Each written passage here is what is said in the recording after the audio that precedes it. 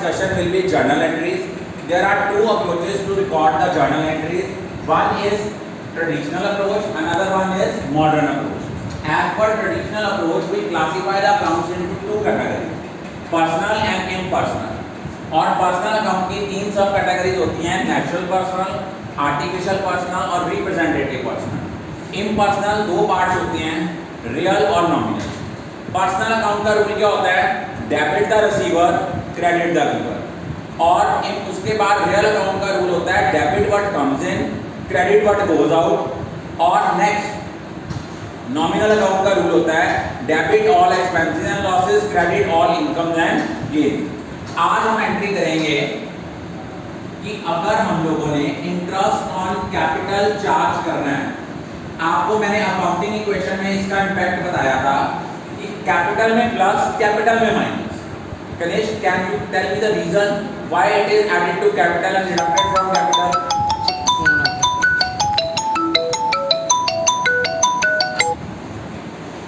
Why it is added?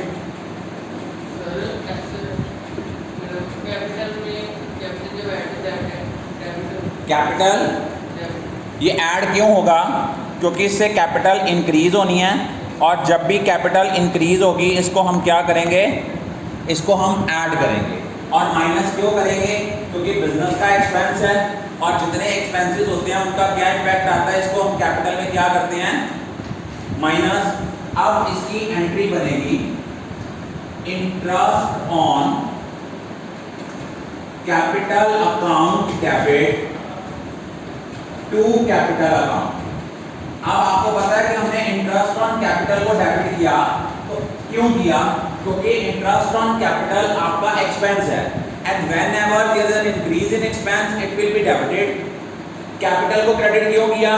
क्योंकि capital increase हो रही है, और जब भी कैपिटल इंक्रीज होती है कैपिटल को क्या करते हैं? क्रेडिट करते हैं। Is it clear? एंट्री आएगी interest on capital account debit to capital account. Interest on capital को डेबिट क्यों करना है? Because it's an expense, and whenever there is an increase in expense हमने इसको डेबिट करना है। कैपिटल इंक्रीज हो रही है, that is why it will be credited. अगली एंट्री है इंटरेस्ट ऑन ड्राइंग की, कि अगर एक बिजनेसमैन बिजनेस से पर्सनल पर्पस के लिए पैसे विड्रॉ करता है तो बिजनेस उसके ऊपर इंटरेस्ट चार्ज करता है। अब इंटरेस्ट ऑन ड्राइंग जो है ये क्या है? बेसिकली हमने प्रोप्राइटर से पैसे लेने हैं। अगर मान लो हमने प्रोप्राइटर से पैसे लेने हैं, ये ड्राइंग्स है, और ड्राइंग्स के कारण आपकी कैपिटल क्या होती है? कम। इसलिए हम लोग क्या करेंगे? ड्राइंग को डेबिट करेंगे। ड्राइंग को डेबिट करने के पीछे लॉजिक यही है, क्योंकि अल्टीमेटली इससे क्या होगा? आपकी कैपिटल डिक्रीज होगी, और जब भी कैपिटल डिक्रीज होगी उसको डेबिट करना पड़ेगा। तो जर्नल एंट्री आएगी drawing account debit to interest on drawing. अब हमें इंटरेस्ट ऑन ड्राइंग क्यों करना पड़ा? इंटरेस्ट ऑन ड्राइंग बिजनेस की इनकम है, रेवेन्यू है, and whenever there is an increase in revenue हम लोग इसको क्या करते हैं? क्रेडिट करते हैं। इंटरेस्ट ऑन ड्राइंग की एंट्री क्या होती है? Drawing account debit to interest on drawing. क्या लॉजिक है? क्योंकि जब हम लोग इंटरेस्ट ऑन ड्राइंग एक प्रोप्राइटर चार्ज करता है, इससे आपकी कैपिटल कम होती है, तो कैपिटल कम होने में ये ड्राइंग का पार्ट है, इसलिए हम इसको डेबिट कर रहे हैं। इंटरेस्ट ऑन ड्राइंग को क्रेडिट क्यों करते हैं? Because it's an income, and whenever there is an increase in income it will be credited.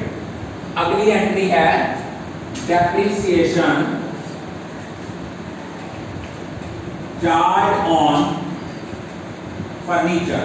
आपको हमने फर्स्ट इनिशियली कराया था जब टर्मिनोलॉजी कराई थी, डेप्रिसिएशन क्या होता है?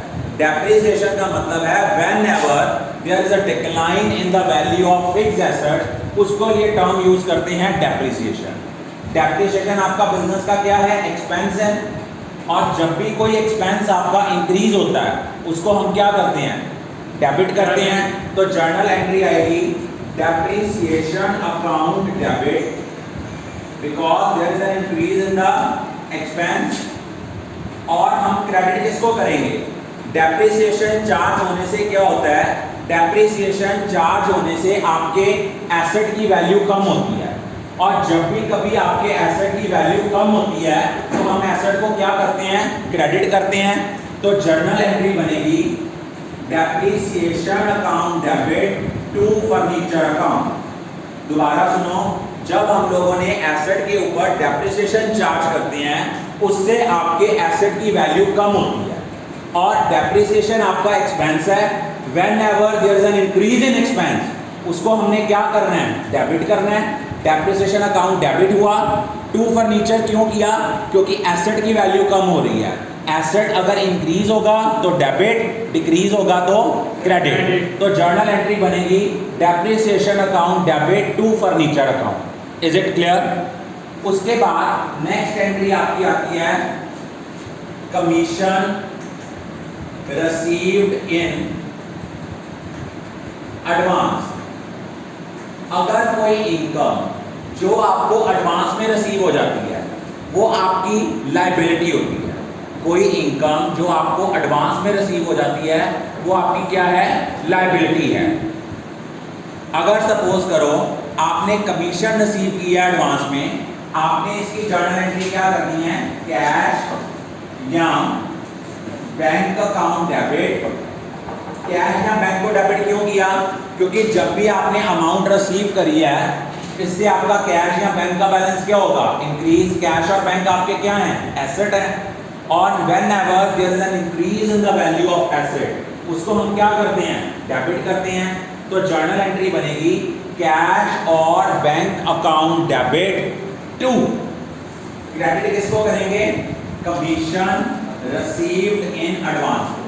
कमीशन रिसीव्ड इन एडवांस आपकी क्या है, लायबिलिटी है। और लायबिलिटीज जब भी इंक्रीज होती हैं ये हमेशा क्या होती हैं, क्रेडिट। दोबारा सुनिए, पहली एंट्री आज हमने की interest on capital. Interest on capital की एंट्री बनी interest on capital account debit to capital account. Interest on capital को डेबिट क्यों किया, एक्सपेंस है। Whenever there is an increase in the value of expense तो हम उसको क्या करते हैं, डेबिट। कैपिटल इंक्रीज हो रही है, इंक्रीज होगी कैपिटल तो क्या करेंगे, क्रेडिट। तो जर्नल एंट्री बनेगी interest on capital account debit to capital account. अगली एंट्री है इंटरेस्ट ऑन ड्राइंग की। इंटरेस्ट ऑन ड्राइंग बिजनेस की इनकम है लेकिन इससे कैपिटल कम होती है और ये ड्राइंग का पार्ट है, इसलिए हम ड्राइंग को डेबिट कर रहे हैं और इंटरेस्ट ऑन ड्राइंग को क्या कर रहे हैं, क्रेडिट कर रहे हैं। उसके बाद है depreciation charge on furniture. Depreciation का मतलब क्या होता है कि whenever there is a decline in the value of asset उसके लिए हम लोग टर्म यूज करते हैं, in the value of fix asset उसके लिए टर्म यूज करते हैं डेप्रिसिएशन। जर्नल एंट्री बनेगी depreciation account debit to asset. Depreciation को डेबिट क्यों करना है, डेप्रिसिएशन को डेबिट करने के पीछे आपका एक ही मोटिव है, because it's an expense and whenever there is an increase in expense हम उसको क्या करते हैं, डेबिट करते हैं।